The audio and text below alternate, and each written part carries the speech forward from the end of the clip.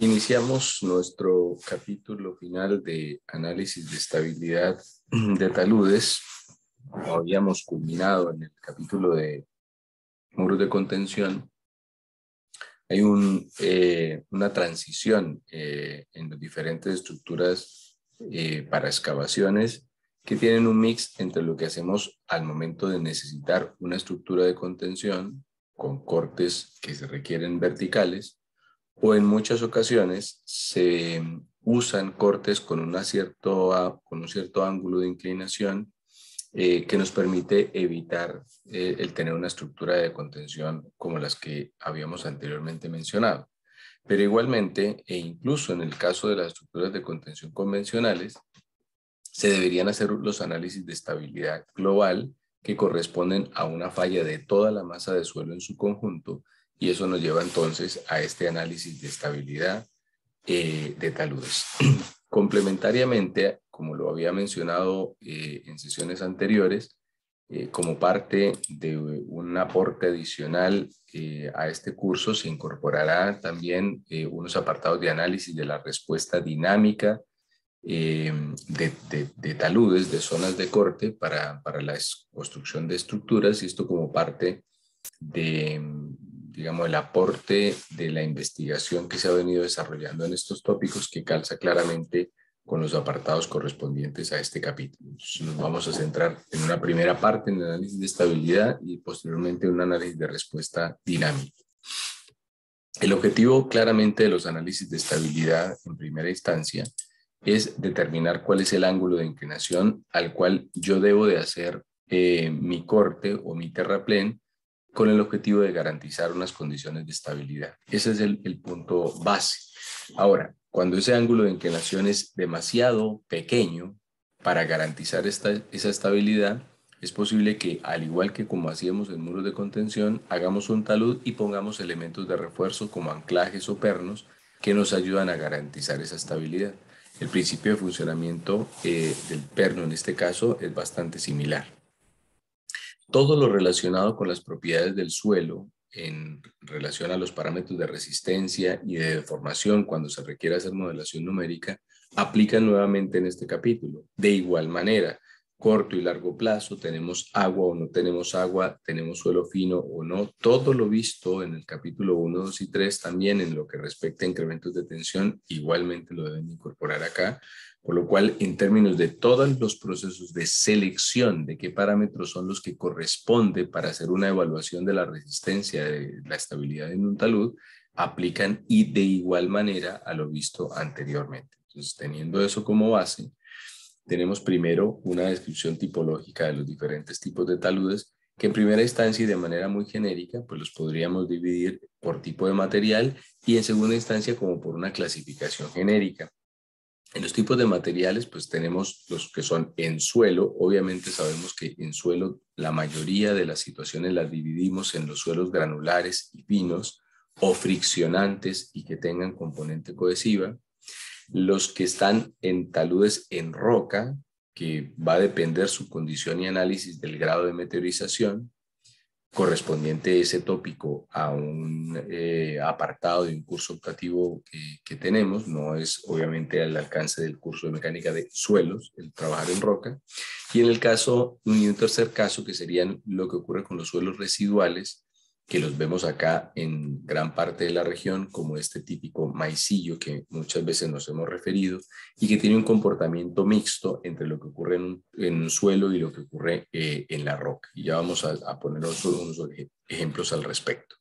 Y como una clasificación general, pues dividir que en términos de garantizar una cierta pendiente, que llamaremos ángulo beta, todo se vuelve el determinar ese ángulo, pero claramente, si estamos hablando de una ladera que involucra mucha mayor masa, su comportamiento va a ser muy diferente de si tenemos un corte en el cual vamos a retirar, a excavar un cierto material y el área de cobertura quizá va a ser mucho menor que lo que respecta a una ladera, y mucho más diferente estos dos casos, laderas y cortes, de lo que corresponde a un terraplén, donde en el terraplén nosotros traemos el suelo y gestamos un cierto nivel de compactación para garantizar unos ciertos niveles de densidad y demás. Entonces, un terraplén, estamos hablando de material que yo busco controlar o que por lo menos quiero controlar para garantizar las condiciones de compactación y de densidad del material.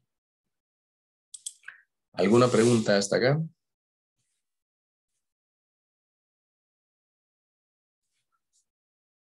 Continuamos. Con respecto de los mecanismos de falla que se pueden producir, recuerden que tener el suelo con elementos en falla no significa que haya un mecanismo de falla. La unión de todos los puntos que puedan estar en falla generan un mecanismo de falla, ¿cierto? Y ahí es donde genero el movimiento de suelo. Contrario a lo que ocurre en muros de contención, donde diseñamos para que se genere una condición de falla, es decir, la condición activa, en los taludes estamos evitando que se llegue a cualquier condición de mecanismo de falla, pues porque evidentemente no hay nada que lo contenga. En términos geométricos, los dos tipos de fallas son tipos rotacionales, con una falla que es muy cercana a circular, y fallas traslacionales, que son fallas muy cercanas a paralela a la cara del talud. Esta descripción de la falla tiene varias implicancias. En términos de los tipos de materiales en los que regularmente se hace presente, lo que vemos es que las fallas de tipo rotacional son propias de suelos finos, o sea, son muy cercanas a circular. Y principalmente, entre más arcilloso y más contenido de agua tenga, más circular va a ser la falla. Esta rotación que vemos se va a ver mucho más marcada. Las traslacionales son fallas que en superficie, o sea, se mueven superficialmente, perdón, y son muy cercanas a la cara del talud y son más propias de suelos más friccionantes, que suelos más granulares, más arenosos, y ahí vamos a ver esa caída superficial que muchas veces se le llama en obra, se cayó un pequeño planchón o se vino una parte superficial, eso es esa falla que es más traslacional. La cantidad de masa que involucra cada una de ellas es muy disímil. Uno puede tener en una falla rotacional mucha mayor cantidad de masa involucrada, por lo cual hacer quizá mucho más crítico el escenario. Para yo determinar cuál es el ángulo de inclinación más adecuado, nosotros vamos a recurrir a un análisis de un factor de seguridad. O sea, estoy determinando el factor de seguridad más adecuado o que por lo menos entre dentro de un valor que yo defina como diseño. Y obviamente el que tenga el menor factor de seguridad pues representaría la condición más crítica. Pero no es la única variable. Es decir, yo puedo tener una situación con un factor de seguridad muy bajo, pero que involucre muy poca masa, que es lo que ocurre, por ejemplo, en un talud en arenas, donde superficialmente se va a caer una cierta cantidad de material. Entonces yo puedo decir, ese talud tiene un factor de seguridad bajo, pero ¿cuánto es la masa que se va a movilizar? No, unos cuantos centímetros cúbicos. Ah, pues entonces no es crítico. Entonces la condición que hace crítico una superficie de falla es la combinación entre el factor de seguridad y el volumen involucrado. Son las dos condiciones. Las rotacionales regularmente van a tener mucha mayor masa, o sea, mucho mayor volumen. Los tipos de falla también, o las tipologías de falla a nivel general en taludes son de tipo progresivo. A medida que van entrando diferentes elementos en fallas, si yo tomara un diferencial para diferentes tiempos y pusiera inclinómetros o pusiera algún elemento que me permite indicar cómo esto se va desplazando, me doy cuenta que a medida que va pasando el tiempo o se vaya generando una redistribución de esfuerzos, se va conformando la superficie de falla, quizá partiendo en la base, quizá partiendo por la base y por la corona, hasta conformar y generarse la superficie de falla.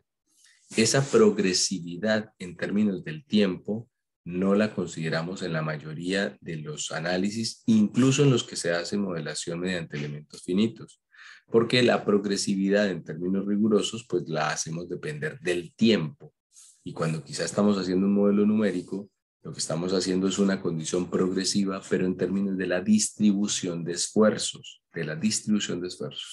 como es el caso de estas imágenes donde uno puede ver la evolución de una condición de falla producto y que es progresiva, pero producto del movimiento de la napa. Entonces hay un ascenso, una movilidad de la napa, empieza a haber condición de flujo, empieza a haber gradiente hidráulico. Entonces aquí la distribución de esfuerzos varía y la progresividad no es exclusivamente asociada a la variable tiempo, sino a la presión del agua y a la distribución de esfuerzos que genera. Adicionalmente, con el agua, lo que podemos también tener para grandes presiones es arrastre y empezar a tener pérdida de material, que es lo que generaría eventualmente una condición de falla. Entonces, la progresividad de las fallas se puede deber a diferentes cosas, pero cuando hablamos rigurosamente de progresivo estamos incorporando la variable tiempo. ¿En qué momento? Es decir, ¿cuánto transcurrió entre A y F? Yo no lo puedo incorporar en un modelo salvo que mida y registre cuánto tiempo ocurrió eso, pero no es que yo lo pueda modelar. Pero sí podría decir que cuando se generó esta variación en los esfuerzos producto de la presencia del agua, se generó la condición de falla. Es decir, nuestra progresividad de la falla la evaluamos en términos de distribución de esfuerzos, más no en términos de tiempo, como decir que la carga estuvo tanto tiempo allí, o que si llueve durante tanto tiempo voy a garantizar la falla. Es difícil verlo, más bien lo que hacemos es una evaluación de la distribución de esfuerzos. ¿Alguna pregunta?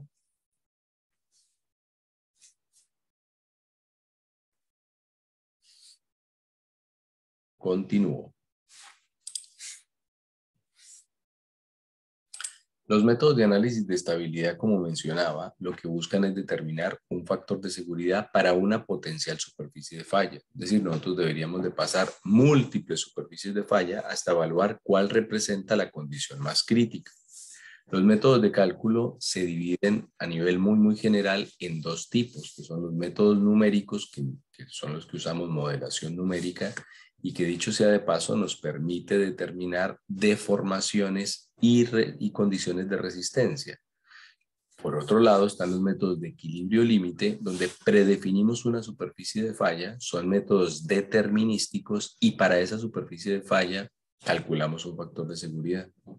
No es que un método sea particularmente mejor que el otro. Los métodos numéricos bajo condiciones muy homólogas van a dar seguramente muy similar a lo que obtenemos con un método de equilibrio límite. Pero el método numérico nos permite determinar desplazamientos, cosa que equilibrio límite no. ¿Alguna pregunta? ¿Alguien tiene el micrófono abierto?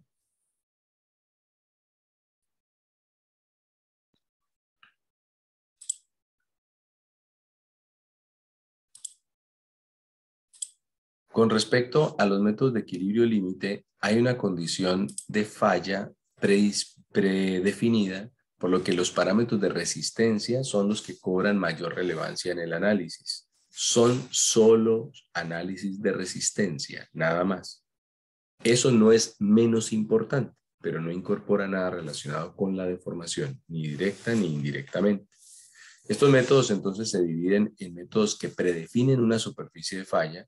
Hay métodos aproximados, métodos que buscan ser más rigurosos con superficies de falla en cuña simple, en cuña doble, métodos que ya, digamos, incorporan una resolución matemática mucho más rigurosa, o métodos que son más aproximados o que le llaman no exactos, como el método de las novelas, los análisis de estabilidad global con espiral logarítmica, arco circular en la falla, y ahí entran todos los métodos como el de Fillenius, Bishop simplificado, Morgenstern y Price, todos estos métodos que son los que habitualmente usamos en la práctica profesional con una serie de desventajas, pero es bien importante mencionar que pese a esa condición aproximada, entregan resultados bastante confiables desde el punto de vista práctico. Cada uno de los métodos incorpora más o menos precisiones a la situación, lo que también es muy importante seleccionar el método que aplica para cada uno de los casos. Es decir, yo tengo que identificar si mi falla es como una cuña, si mi falla es una falla superficial como traslacional o si mi falla es circular. O sea, la tipología de la falla, cada uno de los métodos la incorpora de una manera diferente, por lo cual hay que hacer una selección adecuada de la forma de la falla para usar el método más correspondiente a esa situación. Ahora, pese a los diferentes métodos que podemos encontrar en la literatura, En el factor de seguridad para unas condiciones más o menos homólogas entre método y método, la variación en el factor de seguridad no alcanza a ser de un 10%, incluso entre el método más riguroso y el método más simplificado. Esto bajo un escenario de condición homóloga, es decir, comparar el que tiene falla circular con otro que tiene una falla circular, o el que tiene una falla no lineal con uno que tiene una falla no lineal. O sea, condiciones homólogas, la diferencia va a ser bastante poca.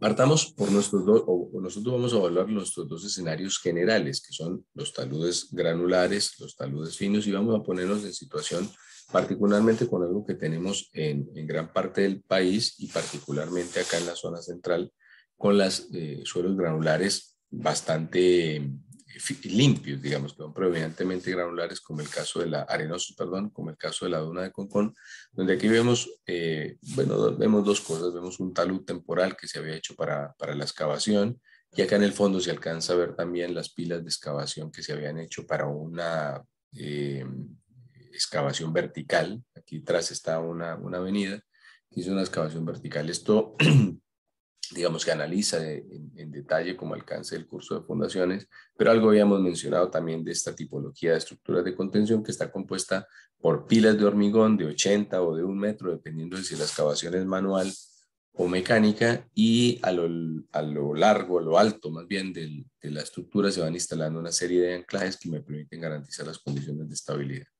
Pero por ahora estamos hablando del talud. Aquí lo que uno ve es un talud temporal donde se alcanza a ver un espejo de la falla del material que va cayendo, eh, a veces superficialmente, a veces un poco más profundo, pero es una falla mucho más planar, es una falla traslacional con generalmente poco volumen, comparativamente hablando, de masa desplazada que se empieza a caer superficialmente.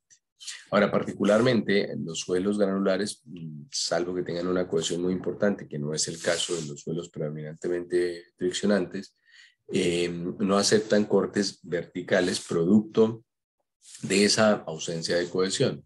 Pero particularmente lo que vemos también en la duna de Concón son cortes en algunos casos verticales, que pueden tener 3 metros o más de corte vertical, que se produce básicamente por digamos, la cementación que tiene el material, la cohesión aparente, pero lo que sí es que son cortes que son absolutamente temporales. En la base se alcanza ya a ver el material que empieza a caer del desprendimiento superficial, y adicionalmente estos cortes se empiezan a erodar con el viento, entonces empiezan a tener una afectación que yo no la puedo mantener en el tiempo, por lo que por ningún motivo podemos diseñar con un corte permanente vertical, e incluso ni siquiera firmar un corte con estas características, pero de que están presentes, están presentes. También en una zona de Reñaca, en Jardín del Mar, también lo que vemos es una falla, también con una masa un poco mayor en una terraza que se desprendió completamente en dirección perpendicular a la fotografía, generando un mecanismo de falla como el que vemos acá en esta imagen 3D, donde hay un desprendimiento superficial y una masa superficial se empieza a movilizar. Esto es la falla típica que vamos a tener en el suelo granular. Una falla muy planar, es prácticamente una recta muy cercana a ser paralela a la cara del talud, muy cercana a él. Mencionaba esto de que los taludes verticales en arena que se van generando son bastante erosivos por el viento. Empiezo a tener viento o incluso caída de agua, empieza a generar todos estos surcos, y aquí se empiezan a almacenar todo este material caído, se va acumulando y eventualmente puede generar un desprendimiento mucho mayor. O sea, yo no puedo garantizar esas condiciones de estabilidad en el tiempo, e incluso en los taludes que dan hacia, digamos que les da todo el sol de la tarde del poniente, son taludes que pueden estar mucho más propensos a la falla en suelos granulares por desecación. Se van secando, van perdiendo un poco la cohesión aparente que tenían y empieza a generarse la caída de material. ¿Alguna pregunta?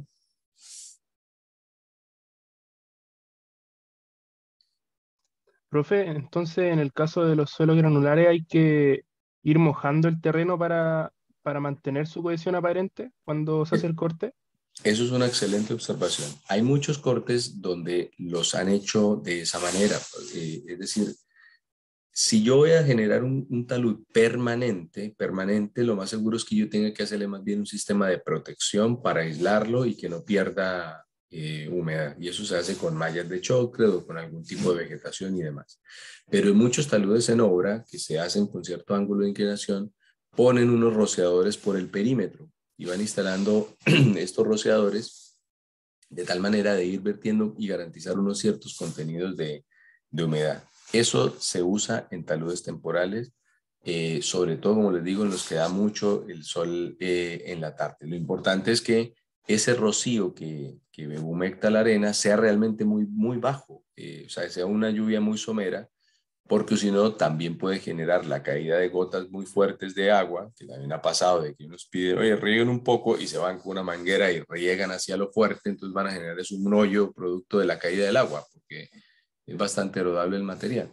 Entonces, si el rocío es muy pequeño, efectivamente es una práctica el garantizar un cierto contenido de agua para garantizar también o por lo menos ayudar a las condiciones de estabilidad.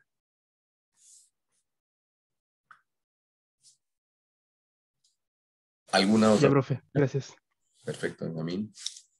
Yo les pido por favor que aprovechen estas instancias con sus preguntas. O sea, yo obviamente puedo continuar con la clase, mencionarla y demás, pero creo que el espíritu de esto no es que yo simplemente dé un monólogo, sino que ustedes aprovechen estas instancias que son para ustedes. Así que de ustedes dependerá obviamente el aprovechamiento de estos espacios en los cuales obviamente trato de traer a colación aspectos que les puedan ser prácticos para su vida profesional. Profe, y cuando hay diferentes estratos, ¿qué pasa? Si hay suelos Este, granulares y este es un caso, de hecho, este de la fotografía es un caso, pero ¿qué pasa? ¿Desde qué punto de vista le genera la duda, Benjamín? ¿qué pasa si abajo tengo suelo granular y arriba un suelo más denso? ¿Pero qué No pasa sé con si... la protección, dice usted? no, ¿qué pasa con la estabilidad del talud? Porque abajo Ah, tendría cohesión aparente y arriba cohesión. ya. Entonces, Sí, de hecho, vuelvo al ejemplo. Este caso es ese caso. Aquí hay una depositación arriba de un suelo que es más fino, tiene componente cohesiva y abajo está la arena como pueden ver acá el cambio de estrato. Entonces, efectivamente, ahora, la cohesión aparente no es el único agente que me ayuda a la estabilidad. En el caso particular de la duna de Concón o del material dunar, es un material que tiene una cierta cementación igual. O sea, es un material que tiene cementación, marca algo de cohesión y tiene unas vetas ferrosas. Ustedes ven que la duna tiene como unas vetitas negras que son de hierro que ayudan a la trabazón y mayoran la estabilidad, haciendo este alcance, porque no es exclusivamente como la cohesión lo que me da la resistencia, ¿no? Hay varios agentes que pueden generar esa condición. Ahora, respondiendo al punto de la estabilidad en un material mixto, lo que va a tener es una falla mixta. Es decir, eventualmente en esta zona, pongamos que lo que hay arriba es arcilla completamente, en esta zona voy a tener una superficie de falla que va a ser muy cercana a circular o con una curva importante y cuando toquemos el suelo fino va a tener una falla mucho más planar. Entonces se analizan superficies de falla mixta. Esto no es muy complejo de analizar. Cuando yo estoy haciendo un análisis de estabilidad y elijo un método determinado para decir ya la superficie de falla es circular o es planar, yo puedo hacer combinatorias de métodos y lo que hago es igualar factores de seguridad. Es decir, el factor de seguridad, cuando se llegue a la condición límite, debiese ser igual en la zona de arriba que en la zona de abajo. Entonces, cuando compatibilizo esas dos condiciones, hago mi análisis de estabilidad sin ningún problema. Muchas veces uno lo acompaña de algún software porque obviamente la resolución matemática de esos casos es un poco más compleja, pero no va más allá de eso. Ahora, las mezclas sí, en un análisis de estabilidad, pues siempre van a generar problemas cuando tengo estratificaciones, porque me toca determinar parámetros arriba con las condiciones del suelo, determinar la cohesión, el ángulo de fricción con un triaxial si corresponde, y acá hacer otro tipo de ensayo, posiblemente que por profundidad me obliga a hacer un SPT o alguna otra cosa. Entonces ahí las condiciones mixtas siempre van a ser más complejas de analizar por un tema quizá más funcional, más práctico que por el método de cálculo directamente. ya, profe, gracias. Perfecto. Con respecto a las fallas de las laderas, ahorita hace un segundo mencionaba la falla de un suelo granular en un corte. Ahora voy a mencionar en una ladera, que obviamente es una masa o un volumen mucho, mucho mayor. La falla es relativamente homóloga. Aquí lo que alcanzamos a ver un espejo de falla cuando se va depositando superficialmente el material que va cayendo. Evidentemente las condiciones para garantizar la estabilidad de este estilo es muy diferente de lo que hacemos en un talud. O sea, reforzar una ladera con un mayor volumen es muy complicado. Aquí más bien lo que se usan son obras de contención o se empiezan a hacer cortes locales para garantizar ciertos ángulos de inclinación y demás.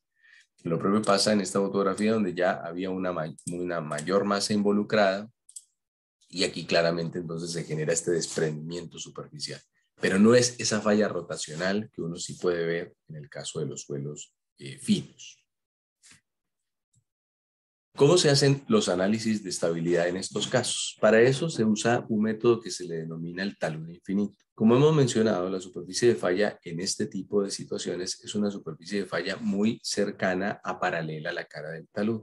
Es decir, esta superficie de falla es continua y muy secuencial con el ángulo de inclinación que tiene el corte. Entonces, aproximadamente se hace una evaluación que se le denomina el método del talud infinito.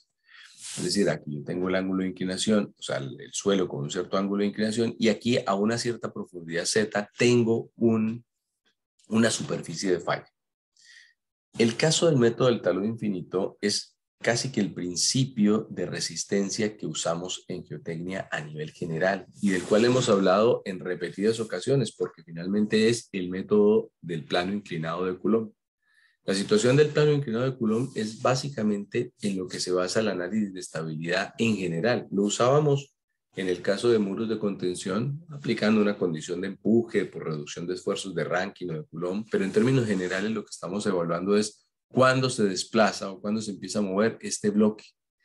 Esta situación que ustedes veían en el curso de física, me imagino, hace años atrás, es el principio de formulación de casi todos los métodos de análisis de estabilidad, que si partimos con el más básico, pues lo que hacemos es una condición de equilibrio. Tomamos un diferencial de suelo que tiene un L, que tiene un peso, que tiene igual eventualmente una componente sísmica, el peso por un coeficiente sísmico, la superficie de falla está a una cierta profundidad, y qué es lo que va a tener como resistencia en su base. Obviamente ante el peso voy a tener una fuerza normal, y aquí va a tener una fuerza tangencial equivalente a la resistencia del suelo. ¿Cuánto es la resistencia del suelo? La que ya hemos visto, C más sigma tangente phi. Eso en términos de esfuerzo, digamos, en términos de fuerza, entonces sería C por L por sigma por L tangente phi. O sea, convierto el esfuerzo en fuerza, pero el escenario es lo mismo, es exactamente lo mismo. Todos los métodos de estabilidad que hemos evaluado, que evaluamos esta condición como de esta cara, este análisis plano, son confeccionados por unidad de metro perpendicular a la imagen. Lo mismo pasaba con el empuje. Realmente cuando decíamos que el empuje era tantas toneladas, realmente no eran tantas toneladas, eran tantas toneladas por unidad de profundidad, o sea, por unidad de metro en profundidad. Y aquí ocurre lo mismo. Esto pesa una cierta cantidad, que dice ser, no sé, el L por Z coseno de B, de beta, por el gamma del suelo, por un metro de profundidad.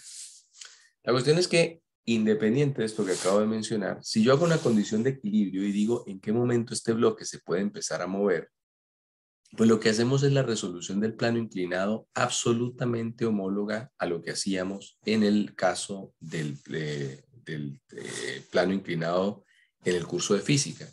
Solo que aquí el mu, que hablábamos en física, es la tangente de phi. Y la gomita, que también habíamos visto al inicio del curso, es el efecto de adherencia que produce la cohesión. Había una pregunta por Diego, creo.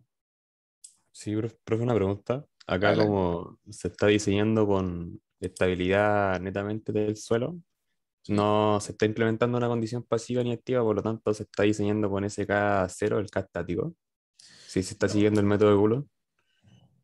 no, porque es que la condición de los empujes, cuando yo tengo un ángulo de inclinación que es superior, o sea, inferior al ángulo de fricción, yo no tengo empuje.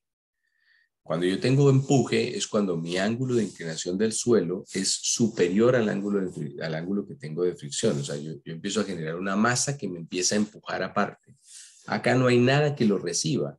Acá en el frente del talud no hay nada, ¿cierto? Si el suelo se empieza a mover, se va a desplazar y no hay nada que lo contenga. Entonces aquí no puedo hablar de teoría de empuje ni pasiva, ni reposo, ni activa, porque no es una condición de solicitación de algo que lo resista. No hay ninguna restricción. Simplemente el suelo se empieza a mover y se va a mover y punto. No hay nada que lo contenga, no hay nada que lo retenga. ¿Ya? Ya, profe, vale. Perfecto, buena observación. Si yo hago el análisis del equilibrio de fuerzas, vuelvo, insisto, completamente homólogo al caso del plano de física, lo que hacemos es un equilibrio de fuerzas, obviamente generando un eje cartesiano inclinado, un ángulo beta, para facilitar la resolución matemática, no es más que eso.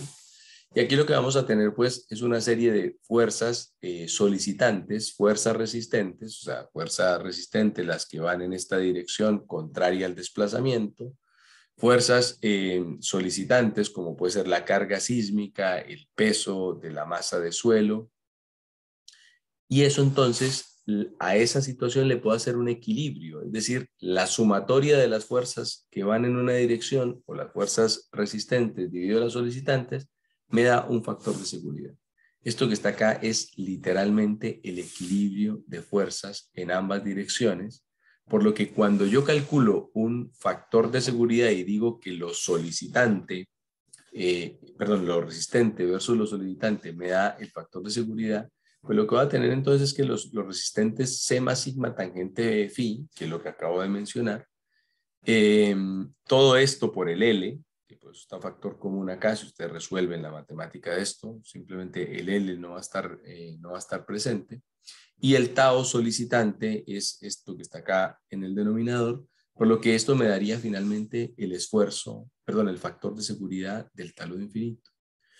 Y así pareciese muy simplificada la resolución del plano inclinado, en los taludes en suelos granulares como el que tenemos en Concón, aplicamos esto, decimos ya, ¿cuánto es el estimado de cohesión, de fricción? Y el ángulo que soporta es tanto. Por eso muchas veces estos cortes cuando se diseñan permanentes tienen del orden de unos 40 grados, 35 grados, porque la combinatoria entre su cohesión y su fricción lo que me permite garantizar una cierta condición de estabilidad. Para análisis dinámicos, el factor de seguridad regularmente aceptado es 1,1. Para análisis estáticos, el factor generalmente usado es 1,3. Es decir, debo de resistir evidentemente un poco más porque en estático pues está todo el tiempo operando, el sísmico es un momento determinado. Acá la variable sísmica evidentemente es el K. Este K, recuerden que no tiene nada que ver ni con el K activo ni con el K pasivo. Los métodos pseudostáticos, absolutamente análogo a lo que vimos en muros de contención, dependen de un coeficiente sísmico que le llamamos K o C sub S en el caso de los muros de contención, y que su magnitud va a depender del máximo desplazamiento que yo espero del suelo. Este K puede ser A sub 0 medios, homólogo a lo que hacíamos en el muro de contención, o puede ser incluso el A completo, la aceleración completa, si requiero o busco hacer un control o una restricción importante del desplazamiento. ¿Queda claro esto, por favor? ¿Alguna pregunta? ¿Profe?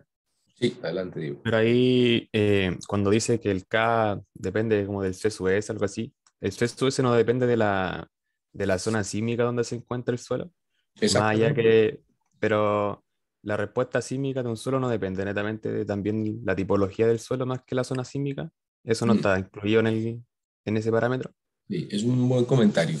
De la respuesta sísmica en extenso, voy a aprovechar como mencionaba este proyecto y vamos a hablar en detalle con el tema sísmico a full.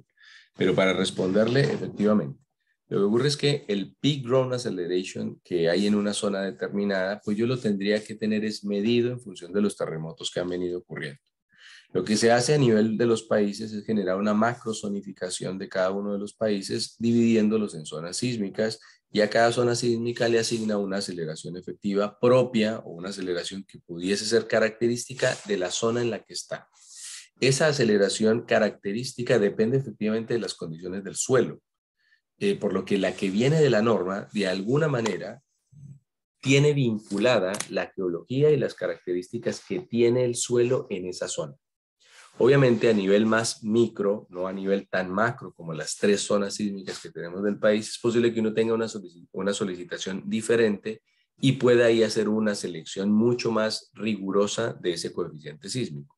Pero en principio lo seleccionamos en función de la zona sísmica por ese peak ground acceleration, la máxima aceleración en superficie que experimenta el suelo. Ahora, como este método es un tema probabilístico, cuando incorporamos una variable que no sabemos exactamente su periodicidad de ocurrencia, hay una suerte de análisis probabilístico indirecto o directo, donde si nosotros estamos considerando un periodo de retorno X, vamos a ser más rigurosos con esa solicitación, porque evidentemente nosotros estamos incorporando una carga que hoy no está presente si no hay nada de sismo, ¿no? Entonces uno podría decir, bueno, esta carga no está y yo lo analizo solo estático. Pero entonces digo, no, en algún momento puede haber un sismo de hasta tanta magnitud con tanta aceleración. Entonces diseñamos para el máximo posible durante toda la vida útil el talud. Eso es evidentemente lo que uno buscaría analizar en la mayoría de los casos, pero entonces eso me genera una condición con una solicitación muy alta. Es posible que si las condiciones de una eventual falla de ese corte generan una situación muy compleja, entonces evidentemente yo tengo que analizarlo con la máxima aceleración que puede llegar a haber en la zona. Si no, puedo reducir y trabajar con este periodo de ocurrencia. Ahora, si la condición es muy sensible, ahí lo que yo necesito es reforzar mi talud y usar unos elementos complementarios de refuerzo. Pero en términos de la selección, para redondear su pregunta, depende efectivamente del tipo de suelo, solo que esa clasificación que viene por la norma depende a su vez del tipo de suelo. Ya, profe, gracias. Perfecto. Cuando tenemos condiciones de flujo de agua, obviamente en esa masa, voy a tener que incorporar la presión del agua. Nuevamente, como lo hemos venido mencionando en todos los casos que lo hemos hecho, desde las fundaciones donde incorporamos la subpresión, desde los muros de contención donde incorporamos el análisis hidrodinámico del empuje, y acá no es la excepción. En esta ecuación general, donde está C más sigma tangente phi, esto es, si hay presencia de agua, esto es sigma menos U, ¿cierto? Porque el esfuerzo efectivo, y el U lo tengo que sacar de algún lado. En el caso particular del talud infinito, las condiciones de flujo tienen una resolución relativamente aproximada, donde yo puedo hacer esa condición de equilibrio incorporando la presión del agua o algunas maneras, digamos, un poco simplificadas, pero en términos globales, lo que acabo de mencionar es C más sigma tangente phi, y sigma es el total menos el U, que es lo que vemos acá. Entonces, muchas de estas formulaciones se realizan en términos de este factor o esta relación de presión de poros, que es la presión de poros normalizada por gamma Z, Esto se llama el parámetro de Bicho. Entonces, si el talud está seco, no tengo agua, pues estas variables se cancelarían y yo puedo tener una serie de condiciones, y es que el talud tenga flujo paralelo a la cara del talud o que tenga un cierto ángulo de inclinación. Entonces, como todo esto se deja en función de este factor RU, U partido por gamma Z, las 3 condiciones de flujo, acá, las tenemos acá. Si yo no tengo, o sea, el parámetro de Bicho general es U partido por gamma Z. Entonces, si tengo una condición de flujo paralela a la cara del talud, entonces incorporo este RU a la ecuación. El RU, que es el U gamma Z, ojo, U gamma Z que está acá, esto que está acá. Entonces, si tenemos una condición de flujo paralelo a la cara del talud, que entre otras cosas está presente, por ejemplo, cerca al borde costero en Concón, uno maneja una condición muy cercana a esto, muy cercana a un flujo paralelo a la cara, porque hay una base de material muy duro, de tipo rocoso, que genera una situación como de impermeabilización y hace que haya una napa como colgada superficial. Esta condición uno la tiene presente en muchos cortes en esa zona. Entonces, ese RU lo cambiamos por RU, que es igual a este factor. O si eventualmente mi talud está completamente saturado, pero tengo una dirección de flujo con un ángulo alfa, entonces, con un ángulo teta, que está puesto el teta, que aquí está en el gráfico alfa, pero acá lo puse con el teta. Entonces, incorporamos el RU con esta ecuación. Estas consideraciones de estas dos ecuaciones es la incorporación del efecto hidrodinámico que produce el agua al tener un gradiente hidráulico. Recuerden que cuando hablamos estrictamente de napa, el agua está en una condición de presión de poros atmosférica, de presión del agua igual a la presión atmosférica, pero aquí hay un gradiente hidráulico, aquí hay una condición de flujo. Aquí la presión va a variar en función de la condición de flujo. Entonces, bajo ese escenario, yo debo de incorporar estas dos condiciones. Lo que tenemos en estas ecuaciones son los reemplazos correspondientes. La ecuación general que yo la pongo acá en función de RU que está puesto acá, RU partido por gamma Z, esta es la ecuación general, donde el RU entonces lo cambiamos por estas dos condiciones dependiendo de la condición de flujo. ¿Alguna pregunta? Profe, Sí, Pedro. tengo una duda de si es que ese ángulo teta o alfa, creo, no sé, Sí, el de inclinación del flujo parte desde la horizontal. sí, es el ángulo con la horizontal del flujo, exactamente. Y entonces en la foto de arriba también habría como un ángulo, ¿no? Exactamente, solo que el ángulo del flujo en el beta, perdón, en el gráfico A, es un ángulo de flujo igual a beta. Es decir, este ángulo de inclinación es cercano al mismo ángulo del talud. Ah, ya, ya. Entonces en la ecuación al final como que sería el mismo y, y al ser el Lo que mismo pasa es- ángulo se reduce la ecuación, ¿no? Sí, lo que ocurre es que si usted se ve que este beta lo voy moviendo y me voy acercando a esto, entonces lo que voy es secando el talud, ¿cierto? Porque para poder si yo tengo una condición paralela, quiere decir que en algún momento el agua pues no va a llegar hacia arriba, ¿no? Tengo una condición completamente paralela. Entonces, esa condición de flujo es lo que me genera las variantes entre el caso A y el caso B. Ya, profe, muchas gracias. Ya, perfecto. Entonces, cuando hay un ángulo teta incluido, independientemente si es que está bajo la napa esté como bajo el talud, sí o sí se va a saturar en algún momento. Exactamente.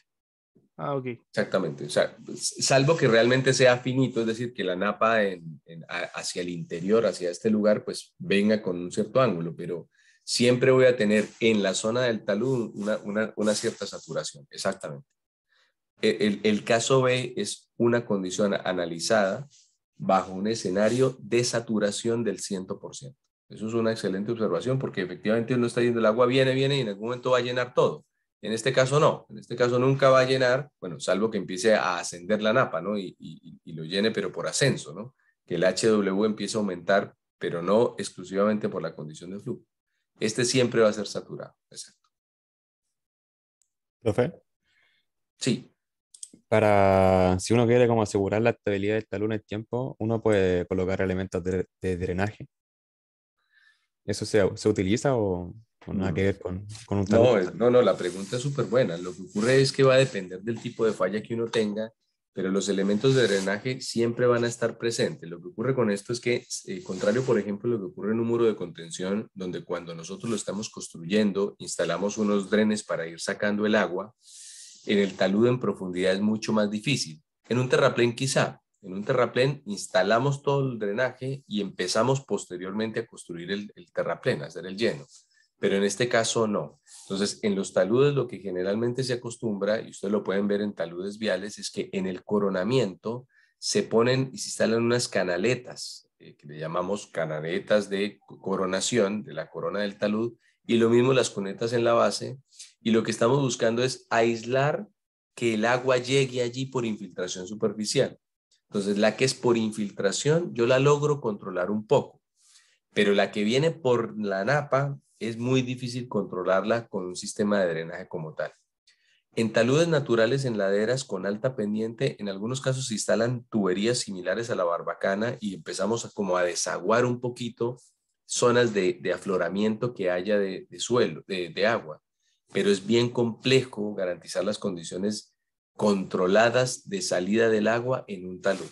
Las que yo les menciono son por escorrentía superficial, o sea, canaletas que se pongan para aislar el talud. Lo mismo la protección que se pone en el talud en el frente. Ustedes muchas veces ven mallas con shotcrete en el frente de los taludes, ¿cierto? Que se ven bastante feongas, pero para que ustedes sepan, esto no cumple ninguna función de estabilidad, cumple es una función de protección, es una función de protección contra la erosión y de aislación para eventual ingreso del agua, pero en ningún caso por estabilidad. Ya, profe, gracias. Perfecto. La ecuación general del talud infinito para un análisis pseudoestático, incorporando, digamos, todas las variables, pues es esta ecuación que vemos acá, que ustedes la pueden resolver fácilmente, digamos, siguiendo el equilibrio que acabo de mencionar. No se crean que solamente fue por mencionar de dónde provenía que lo indiqué. Es importante tener la procedencia de eso para saber qué variables están. Esta es la ecuación más general, es decir, aquí está el K sub B, el coeficiente vertical sísmico, el coeficiente horizontal. Muchos proyectos incorporan el coeficiente sísmico vertical como una fracción del horizontal, un 50% del horizontal, y muchos dicen el coeficiente vertical es 0, no lo incorporan.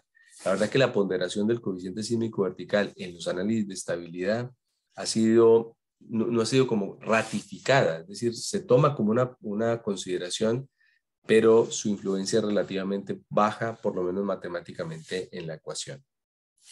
El parámetro M en esta formulación general que traigo acá a colación cumple las veces del que acabo de mencionar del RU, donde el parámetro M lo vinculamos con el nivel del agua. Entonces, básicamente lo que tenemos es que el M es una relación entre la altura del agua y la altura hasta la superficie de falla. Entonces, si el HW es 0, pues el M es 0, el talud está seco. Y si el HW es igual al Z, pues el M es 1, es decir, el talud está completamente saturado, que es el homólogo de lo que veníamos hablando con el RU que ya había indicado anteriormente. Los parámetros de resistencia, evidentemente en este caso, son el C y el Φ, que estrictamente hablando aquí hay un prima y acá también me falta la prima, pero debería estar prima, porque en suelos donde se genera esta tipología de falla, pues lo que vamos a experimentar son muy baja variación entre los parámetros totales y los parámetros efectivos, ¿no? Y muchas veces esta cohesión, cuando la incorporamos acá, por lo menos en un talud permanente, no es la cohesión aparente, porque en un talud permanente yo no puedo diseñar con cohesión aparente. La cohesión que yo incorporo acá es la cohesión que tenga el suelo, pero no la aparente, porque la aparente es temporal. En un talud temporal yo me la puedo jugar. Voy a ponerle unos 5 kPa de cohesión aparente y ahí como que empezamos a funcionar, pero si mi talud es permanente, claramente no. Los análisis sísmicos se deben incorporar tanto en taludes temporales como taludes permanentes. Si hago este alcance, porque muchas veces, o anteriormente, o por lo menos antes del terremoto del 2010, taludes temporales o muros temporales casi que no se le hacía análisis dinámicos, pero claramente siempre hay que hacer una verificación de este estilo. Entonces aquí está la ecuación general del factor de seguridad de un talud.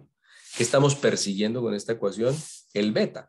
Eso es lo que estamos persiguiendo. Nos exigen un FS y estamos persiguiendo un beta. Eso es lo que me está diciendo. ¿Hasta qué ángulo quiero? Siempre voy a querer garantizar mi máximo ángulo de inclinación. Eso es lo que estoy persiguiendo. ¿Cuál es el máximo ángulo de inclinación al que yo puedo instalar esto? Si mi ángulo máximo para el factor de seguridad de diseño es muy pequeño, es posible que me toque reforzar. Entonces, o sea, incluso con las mejores condiciones tengo, no sé, voy a inventar 30 grados, diciendo, pues es que es muy pequeño, o sea, me toca tender mucho el talud, entonces ahí obligo a un refuerzo. Pero por ahora vamos en el análisis de estabilidad general. Profe, hay una consulta. Por supuesto. Eh, Ahí al aumentar el beta, por ejemplo, no estaríamos, es como sacándolo como de estar paralelo a la napa y se va a empezar a saturar. o no.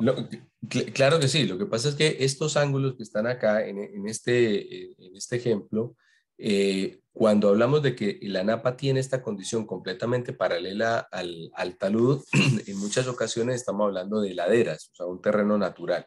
Claro que sí, si yo le empiezo a dar un ángulo, empiezo a generar una condición de flujo que va a variar y voy a tener una diferenciación entre el ángulo de inclinación y el ángulo de flujo, claro que sí. Profe, y también otra duda que me surgió aquí es con respecto al Z. ¿Cómo determino el Z? Ah, gracias, sí, se me pasaba. El Z, si ustedes ven, obviamente está involucrado en el peso de la masa de este diferencial.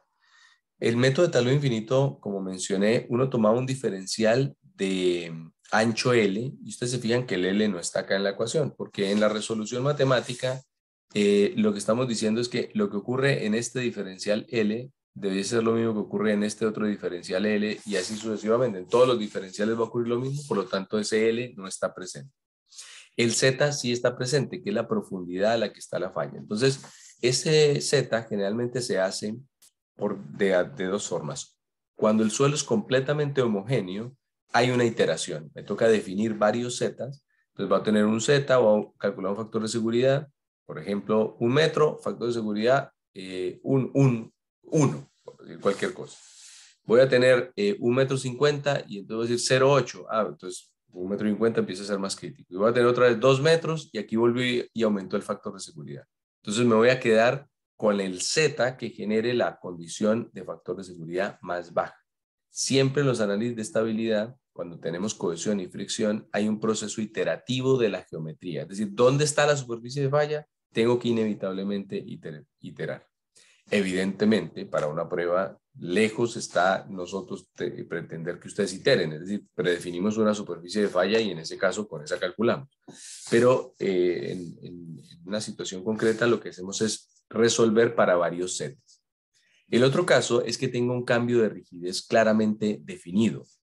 Cuando tengo el suelo, por ejemplo, granular y abajo tengo claramente un cambio de rigidez, o sea, yo sé que el material de abajo está más duro, entonces acá sí se va a generar un plano de falla predefinido por la estratigrafía. Entonces el Z lo daría el cambio del estrato. Esta condición variable que les menciono del Z y la superficie de falla, uno la ve en un talud en la realidad. Uno ve que a 50 centímetros o a 30 centímetros hay una falla y el material se cae. Superficialmente uno lo ve que se cae. Y a 70 centímetros también se cae otro poquito. El tema es cuál es el Z que involucra la mayor masa y el menor factor de seguridad. Esas son las condiciones que hemos mencionado. Las dos es la que me permite definir cuál es mi Z más crítico. Ya, profe. Todo claro, gracias. Perfecto. ¿Profe? Sí, adelante. Una pregunta. Bien. Acá se está realizando lo mismo que, por ejemplo, para el método de muro de contención, que cuando cumple para la condición dinámica, ya uno asume que se cumple para lo estático. No, pero eso es equivocado porque eso solamente puede ser válido cuando uno hace el análisis estático. Yo sé que uno muchas veces, y a mí me ha pasado en la práctica, que lo hago así, ya cumplo dinámico, entonces ya sé que cumple estático. Pero eso no es así, porque las solicitaciones que por proyecto nos exigen en factor de seguridad son diferentes en magnitud. Es decir, si a mí estáticamente me exigieran el mismo factor de seguridad que el dinámico, con solo hacer el dinámico sé que cumplo el estático. Pero resulta que los proyectos no tienen eso. A mí me pueden pedir, por ejemplo, un factor de seguridad dinámico de 1,1 por un tema probabilístico, como mencioné, pero el estático ser 1,5. Entonces, yo debo de verificar que la condición estática sí esté muy por encima de la condición de pseudoestática, porque pese a que le quite el K sísmico, es posible que el factor de seguridad estático sea 1,3. Es decir, calculé todo con el dinámico y me dio 1,1, ticket. Calculé estático y me dio 1,3. Sigue siendo ticket porque sigue siendo estable, perdón. Pero el proyecto es posible que me pida 1,5. Entonces no estoy cumpliendo para el proyecto. Entonces lo que usted dice es completamente cierto desde el punto de vista de la estabilidad, pero no necesariamente desde el punto de vista de la exigencia que el proyecto me da en la realidad. Ya, profe. ¿Profe? ¿Sí? Y con respecto a ese ángulo beta de inclinación, también depende del tipo de suelo, porque yo me imagino que para un suelo que es más rocoso y meteorizado, ese ángulo beta puede aumentar considerablemente y aún así se puede mantener estable. Pero depende de ese tipo de suelo, cuál es el límite de ese ángulo beta como inclinación para que el talud se mantenga estable. Sí. Efectivamente, las propiedades del suelo, tanto el C como el phi, condicionan el beta y obviamente el phi y el C lo condiciona el tipo de suelo. Si estamos hablando de una arena limpia, sin cohesión, voy a tener ángulos muy bajos. Si voy a tener un suelo mucho más grueso, con finos, tengo grava y demás, voy a tener mayores valores. Entonces, claro, voy a tener una relación directa, si el material es friccional, entre el ángulo de fricción y las propiedades del suelo, absolutamente.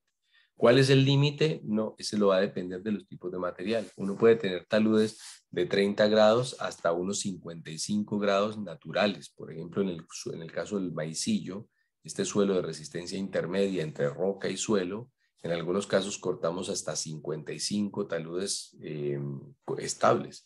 De hecho, hemos cortado hasta 70 en talud estable, pero en condición que no lo firma nadie. Entonces, efectivamente va a depender del tipo de material, pero la verificación la debemos hacer dependiendo de las condiciones del phi y del C. Ya, profe, todo claro. Gracias. Perfecto. Continuando con el análisis dinámico, lo acabamos de hacer en términos del factor de seguridad, pero sabemos también que producto de esa carga dinámica es posible que la masa se desplace una cierta cantidad. Entonces, los desplazamientos de la masa se realizan usando varios métodos. Nosotros vamos a mencionar dos, que son el de Newmark y el de Madisi-Sid, que en principio funcionan de una manera similar, que es el principio del bloque deslizante. Yo tengo acá un bloque, el que mencioné de Coulomb, y cuando esto tiene un factor de seguridad menor que 1, el bloque se va a desplazar y va a empezar a deformarse.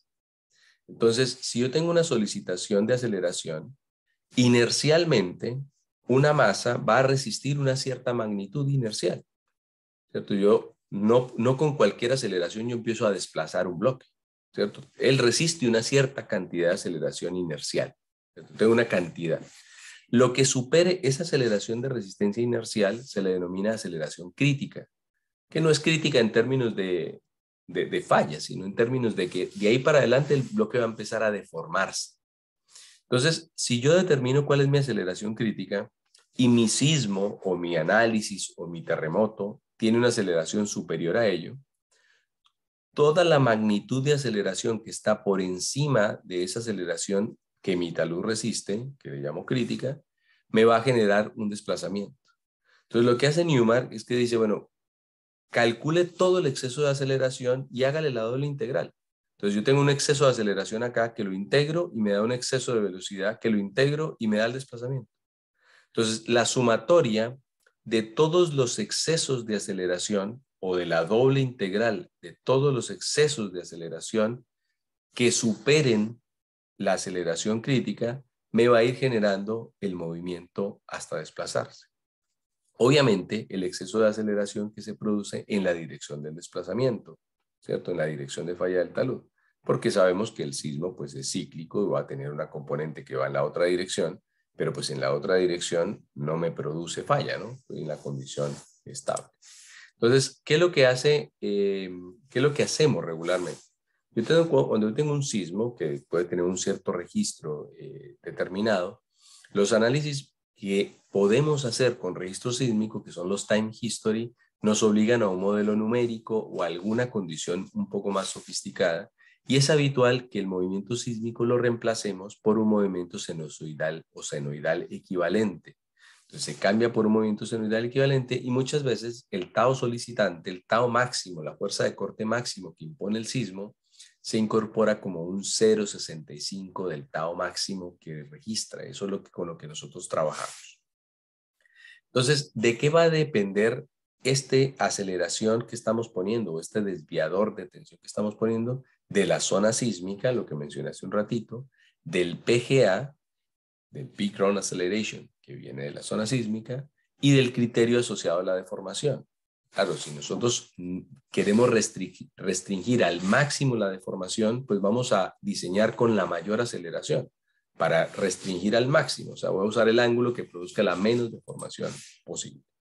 Entonces, esos ciclos equivalentes de la señal sinusoidal del terremoto los vinculamos a nuestro terremoto de diseño con la magnitud del sismo.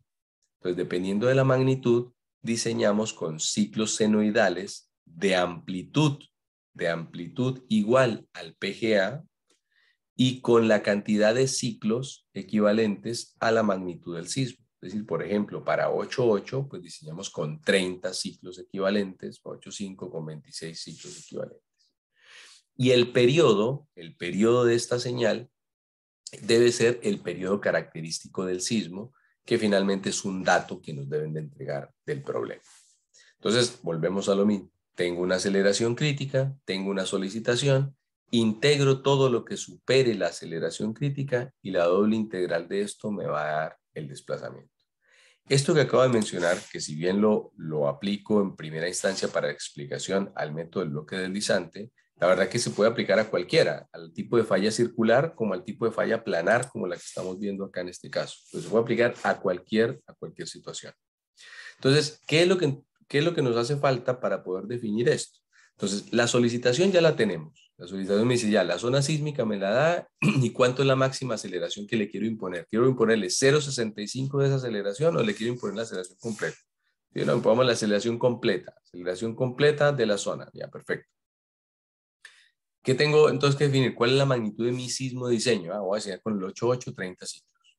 ¿Cuál es el periodo? Me lo deben de preguntar o me lo tienen que entregar. El periodo característico, pongámosle 0,3 segundos de periodo característico. Perfecto. Entonces ya tengo en teoría toda la información, pero me falta la aceleración crítica para hacer mi corte. Entonces la aceleración crítica la puedo determinar teniendo claro el principio mediante el factor de seguridad. Porque si me dicen que la aceleración crítica es la aceleración que resiste inercialmente antes de que el bloque se empiece a desplazar, y la aceleración de alguna manera está puesto en la ecuación en el coeficiente sísmico, entonces, si yo igualo el factor de seguridad a 1 y despejo este coeficiente sísmico, entonces me daría la aceleración que resiste inercialmente la masa. ¿Por qué? Porque esta es la aceleración que produce un factor de seguridad de 1. Es decir, un poquito más de aceleración y el bloque se va a empezar a deformar. Es decir, es la aceleración que resiste inercialmente. La aceleración crítica, aceleración que resiste inercialmente el material. Entonces, si yo esta ecuación general lo igualo a 0 y despejo mi KH, la aceleración crítica debiese ser el KH para factor de seguridad igual a 1 por G, obviamente, para convertirlo en la aceleración, porque recuerden que acá en las ecuaciones el coeficiente sísmico no es aceleración, es coeficiente sísmico, por lo tanto le multiplico el G y me daría la aceleración crítica. ¿Alguna consulta? Profe, no me queda claro cómo calcular el coeficiente sísmico vertical ni horizontal. ¿Hay alguna fórmula o está tabulado dependiendo del suelo? Para cualquier caso, dice usted, no para este caso. Claro. Sí, el coeficiente sísmico vertical y el horizontal. Los coeficientes sísmicos dependen de esto, dependen de la zona sísmica. Por zona sísmica tenemos 0,4 en la zona costera, por decir algo, y esa es la aceleración máxima que se registra en esa zona. Entonces, como el coeficiente sísmico lo que está simulando es que la masa de suelo pesa una cierta cantidad horizontalmente, o no pesa, sino que impone una carga horizontal y una carga vertical. Entonces yo digo, ya, esto es el peso de la masa por un coeficiente. Entonces, ese coeficiente, ¿cuál puede ser? La aceleración completa del sismo o una fracción de esa aceleración. Entonces, si yo tengo un sismo determinado, ese coeficiente sísmico yo lo hago depender de esa aceleración. En muros de contención se decía que era 0,5 de esa aceleración que viene por la norma o que viene por la zona sísmica, 0,5. Pero eso aplica solamente para muros de contención que se diseñan por manual de carreteras. El coeficiente sísmico horizontal es un factor que va entre 0,5 de A sub 0 que viene de la norma a 1 por A sub 0. Yo selecciono eso. ¿Y cómo lo selecciono? lo selecciono en función de la deformación. Si mi talud no tiene grandes problemas de restricción de deformación o por deformación, puedo diseñar con 0,5 a 0. Si yo quiero restringir al máximo mi deformación, entonces le pongo el coeficiente sísmico, la aceleración completa, el A0 completo, y lo diseño con eso. El coeficiente sísmico vertical ocurre de la misma manera, es función de lo mismo, pero como habitualmente es un coeficiente que en magnitud se dice que es menor que el coeficiente horizontal, entonces se toma como una fracción del horizontal y muchas veces se asume que es la mitad del horizontal. El vertical, la mitad del horizontal. Ya, profe, ahí me quedó mucho más claro. Gracias. Perfecto. Profe, ahí cuando se refiere a la A sub 0, ¿sería el que nos entrega del C sub S o de la aceleración crítica? Pero ¿a cuál Me quedó la duda se ahí. refiere? ¿Qué cosa no le escuché? ¿A cuál A sub 0 se refiere? No, eso le estoy preguntando. Al del factor de K sub H. El K sub H depende del A sub 0 que viene de la norma. Ese es el que viene de la zona Ah, ya, de la norma, exactamente, sí. ya, ok. Pero ahí, ¿cómo involucro la aceleración crítica en ese factor? Eso es lo que No, no tiene no. nada que ver. Ah, ok. ¿Y cómo No, no, no. la aceleración crítica depende de la magnitud del sismo? La aceleración crítica, no. Una cosa es yo calcular el factor de seguridad que tiene mi talud y otra cosa que es donde yo selecciono un K determinado, ¿cierto? Que es todo lo que mencioné hace un ratito, es para calcular el factor de seguridad de un talud determinado, ¿cierto? En esta ecuación, el KH y el KB se selecciona con los criterios que acabé de mencionar. Con eso yo determino cuál es mi factor de seguridad, ¿cierto? Eso es una cosa. Ya paso a otra cosa que yo quiero determinar es cuánto va a ser el desplazamiento que puede experimentar mi talud si fallara. Entonces yo hago otro análisis, cambio mi análisis. Uso la misma ecuación, sí. Sé que la aceleración crítica es la aceleración que resiste inercialmente la masa de suelo. Entonces, usando la misma formulación, como sé que por formulación los KH y los KB representan o son función de la aceleración, acá ya no son función del coeficiente sísmico. Acá lo que yo digo ya, perfecto, voy a usar la misma formulación y lo que voy a igualar es el factor de seguridad a 1. Como esto representa una aceleración, cuando estos KH y el KB son 0, el análisis es estático, ¿cierto? Cuando el KH tiene una magnitud, estoy haciendo lo sísmico. Entonces lo que yo quiero decir es, ¿cuál es la aceleración? ¿Cuál es el KH? ¿Cuál es la aceleración que genera un factor de seguridad de 1? Y entonces eso es la aceleración crítica. Porque este coeficiente, como representa una solicitación de aceleración, cuando lo multiplico por G, me da la aceleración como tal. Y entonces lo que voy a decir con esto es, perfecto, el talud inercialmente le puedo aplicar hasta tanta aceleración sin que se desplace.